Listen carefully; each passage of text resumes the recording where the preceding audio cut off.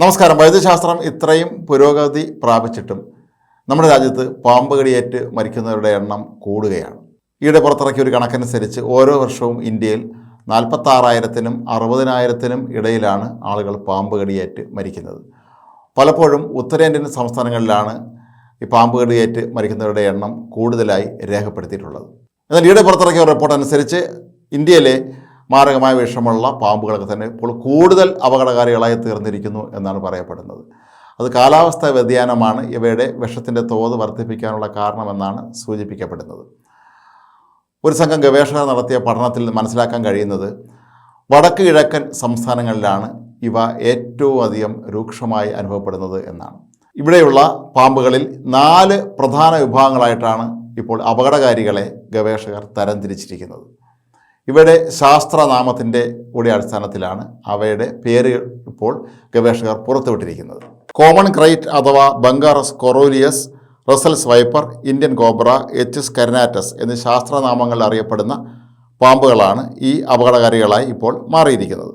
അടുത്ത 50 വർഷത്തിനുള്ളിൽ ഇവയുടെ ആവാസ വ്യവസ്ഥയിൽ വലിയ തോതിലുള്ള മാറ്റങ്ങൾ ഉണ്ടാകാൻ സാധ്യതയില്ല എന്നാണ് ഗവേഷകർ ഇപ്പോൾ ചൂണ്ടിക്കാട്ടുന്നത്. കാലാവസ്ഥാ വ്യതിയാനം ഇവയുടെ ശാരീരികമായ നിരവധി മാറ്റങ്ങൾക്ക് വഴിവെച്ചു എന്നാണ് ഗവേഷകർ ഇപ്പോൾ കരുതുന്നത്.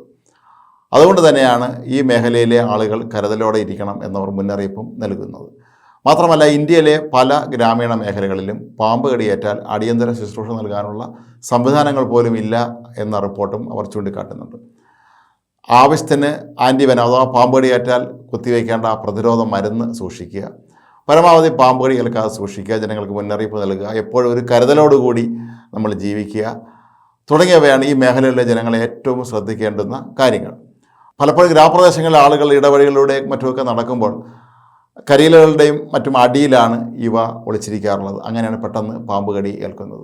ഇതിനർത്ഥം ഇന്ത്യയിലെ എല്ലാ പാമ്പുകളും അതീവ മാരക വിഷമുള്ളതാണ്, നമുക്ക് കടിച്ചാൽ നമ്മൾ മരിച്ചു പോകും എന്നുമല്ല. വിവിധ ഇനത്തിലുള്ള പാമ്പുകളെ നമ്മൾ എടുത്താൽ അതിലൊരു ന്യൂനപക്ഷം മാത്രമാണ് മാരകമായ വിഷമുള്ളവ. ഇന്ത്യയിലെ ഏകദേശം 3,900-ഓളം പാമ്പുകളാണ് ഉള്ളത്. ഇതിൽ 725 മാത്രമാണ് വിഷമുള്ളവ. ഇതിൽ തന്നെ ഒറ്റ കടിയിൽ തന്നെ ആ കടിയേൽക്കുന്ന വ്യക്തി മരിക്കുന്ന ഇനത്തിൽപ്പെട്ട ഏതാണ്ട് 250 ഇനം പാമ്പുകൾ മാത്രമാണ് ഉള്ളത്. നമ്മുടെ നാട്ടിൽ തന്നെ അറിയാം, നമുക്ക് കാണലി, 8 വീരൻ തുടങ്ങിയിട്ടുള്ള ഒരുപാട് പാമ്പുകളുണ്ട്. ഇവയുടെ കടിയേറ്റാൽ ഒരുപക്ഷെ നിമിഷങ്ങൾക്കുള്ളിൽ തന്നെ മനുഷ്യൻ മരിച്ചു പോകുന്ന അവസ്ഥയുണ്ടാകും. രാജവമ്പാല പോലെയുള്ള പാമ്പുകൾ. ഇങ്ങനെ ഇപ്പോൾ നമ്മുടെ നാട്ടിൽ ഈ നിലവിലുള്ള വിഷപ്പാമ്പുകൾ പോലും കൂടുതൽ ശക്തരായി മാറിയിരിക്കുന്നു എന്നുള്ള മുന്നറിയിപ്പ് നമ്മൾ കണക്കിലെടുക്കേണ്ടത് തന്നെയാണ്. ഗവേഷകർ മുന്നോട്ട് വയ്ക്കുന്ന നിർദ്ദേശങ്ങൾ പാലിക്കുക മാത്രമാണ് നമുക്ക് ചെയ്യാൻ കഴിയുന്നത്. ശ്രദ്ധയോടുകൂടി ജീവിക്കുക മാത്രമാണ് നമുക്ക് ഈ പാമ്പ് കടിയിൽ നിന്ന് രക്ഷപ്പെടാനുള്ള അടിസ്ഥാനപരമായ മാർഗ്ഗങ്ങളിലൊന്ന്. പാമ്പ് കടിയേറ്റാൽ എത്രയും വേഗം അടുത്ത ആശുപത്രിയിൽ എത്തിക്കാനും അവിടെ വിദഗ്ധ ചികിത്സ ലഭിക്കാനും ശ്രദ്ധിക്കുക തുടങ്ങിയ കാര്യങ്ങളാണ് ഈ ഗവേഷകർ ഇപ്പോൾ മുന്നോട്ട് വയ്ക്കുന്നത്. ഏതായാലും വടക്ക് കിഴക്കൻ സംസ്ഥാനങ്ങളിലെ ജനങ്ങളൊക്കെ തന്നെ ഏറെ കരുതിയിരിക്കേണ്ട ഒരവസ്ഥയിലേക്കാണ് ഇപ്പോൾ കാര്യങ്ങൾ പോകുന്നത് എന്ന് ഉത്തമബോധ്യമായതിൻ്റെ അടിസ്ഥാനത്തിൽ തന്നെയാണ് ഈ ഗവേഷകർ ഇപ്പോൾ ഇത്തരത്തിലുള്ള ഒരു മുന്നറിയിപ്പ് നൽകിയിരിക്കുന്നത്.